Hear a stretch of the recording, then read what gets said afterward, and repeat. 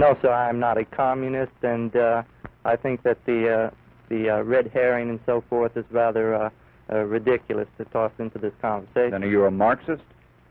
Well, I have studied Marxist philosophy, yes, sir, and also other philosophers. But are you a Marxist? I think you did admit on an earlier radio interview that you consider yourself a Marxist. Well, I would very definitely say that I am a Marxist. That is correct. But that does not mean, however, that I'm a communist. What is the difference between the two? Well, there's a great deal of difference. Several American parties in several countries are based on Marxism, such as Ghana. Certain countries have characteristics of a socialist system, such as Great Britain with its socialized medicine. These, then, are the differences between an outright communist country and countries which adhere to leftist or Marxist principles. In your work with the Fair Play for Cuba Committee, what are you advocating? We advocate restoration of diplomatic, trade, and tourist relations with Cuba.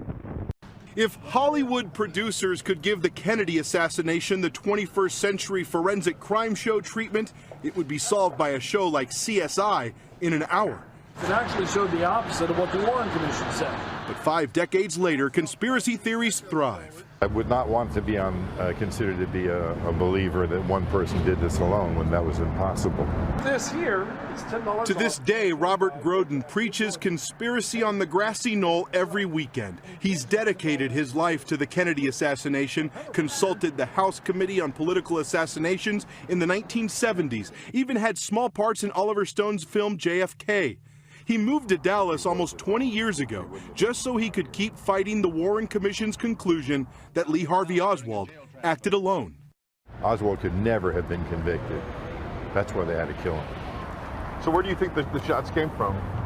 Well, shots came from at least 4 different directions. But today, James Tague doesn't believe that story. He thinks there was another shooter in Dealey Plaza and more than 3 shots fired. They weren't going to mention the missed shot. So they had to go back and fit a missed shot in there, and that's when they came up with the magic bullet theory. For Robert Groden and conspiracy theorists who still flock to the grassy knoll 5 decades later, this still isn't enough. People come because they know something's wrong, and they want to find out and see for themselves. And they come here and they look around, they see the 6th floor, and they see the angle, they know that the shots came from the front, and they say, no way, it couldn't have happened that way.